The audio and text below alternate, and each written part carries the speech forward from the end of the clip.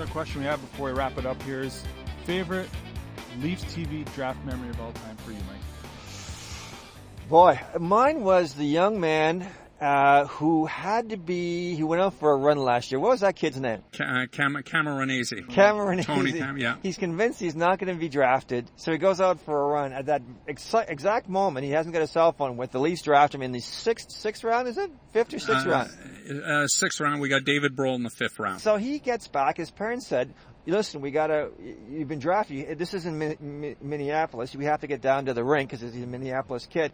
So he's running around and looking for a pair of pants, takes a shower, jumps into a bored pair of pants. He runs down to the draft. That was a great kid and a great story, so that's what comes to mind with me. You know what, there are many, but for me it's 2009 in Montreal, sixth round. And normally by that time, we in our group, the Leafs make a pick. They're not normally in the building.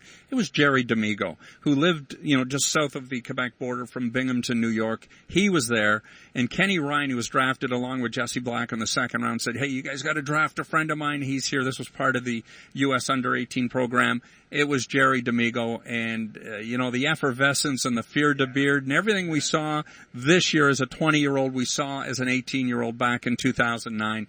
And that for me was great. And, here we are. And a year later, he was the star for the U.S. World Junior Championship team out in Saskatoon and a big star for the Marlies this time around. More stories to be written, but if we can just throw something in here, I think that this is going to be an exceptional week in terms of the career of Brian Burke and the fortunes of the Maple Leafs. If we see nothing, which is very possible, That's what I predicted, by the way. Yeah, that's what our man Bones predicted. I think that would be very discouraging to people looking for big things from the team. I think this is not only the time we're going to see things, but the time that's going to set things up. So if we do see a defenseman going, for example, maybe it does mean that they have a good feeling about Schultz. Mm-hmm. If we see, obviously we could see a deal for Luongo.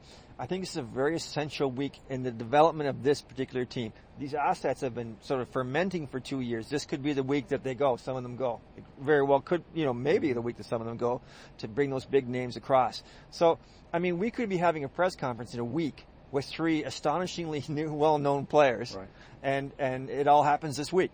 But if something doesn't happen, I think that's a major bummer. It is, but let's just stay the course. Let's not panic and overreact. I'm for panicking and overreacting. There you go. It's worked for me. Well, you didn't panic, though, when you left an $80 tip for the waitress at lunch, Yeah, though. you know what? I got some money. I left a $100 bill to get changed and then forgot. So it's this waitress has got a $10 tip in her pocket right now for a $13 entree because and I've still made $70 in the deal. Yeah. So, I'm feeling pretty good about that. There you go. There you go. Well, everyone, thanks for tuning in. Stay tuned for more from Pittsburgh all the rest of the week. And don't forget to follow at Maple Leafs as Henny puts on his shades because the light's pretty bright. If you have any shopping orders, if you like anything you'd like us to pick up, just tweet it for us and we'll bring it back for you. Henny will do all that for you. I love to shop. At Henny Tweets, at Matt Iaboni at Maple Leafs as well, and at Malmer.